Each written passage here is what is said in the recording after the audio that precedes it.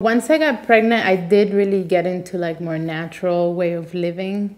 So I did go online and try to research go in a different route, go in a more natural way, going to a hospital.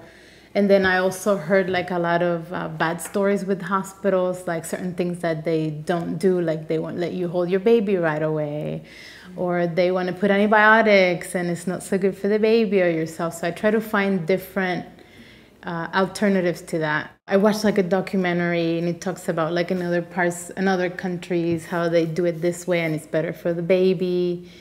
And I ended up going on Google, finding places around where I lived. I woke up in the morning and I thought like I peed when I was sleeping.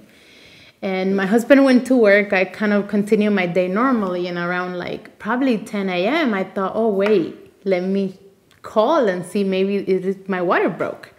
So I called the birth center and she just told me, just come in, we'll check.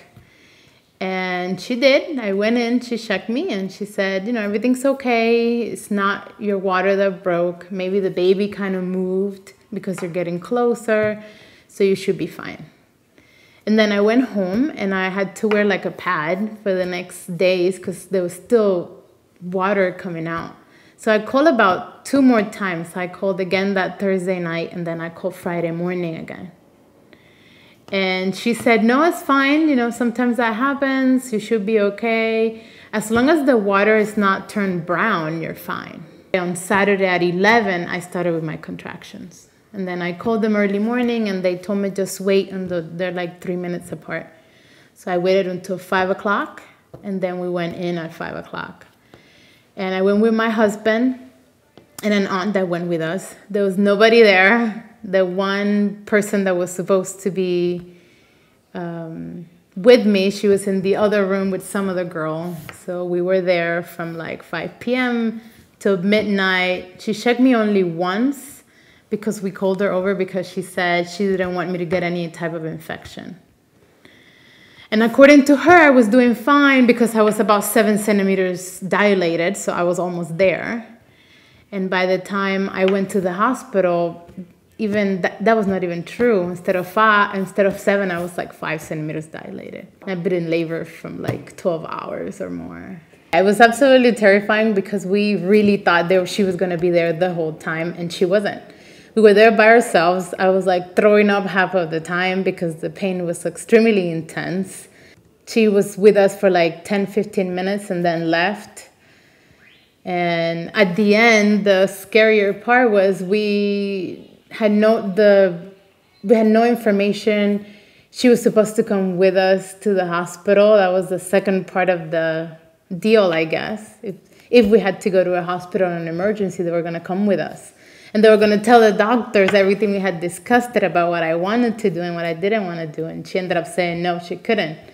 So again, we were alone throughout the whole emergency. Now I feel it's kind of silly of me to believe everything they say, but my pregnancy was so good.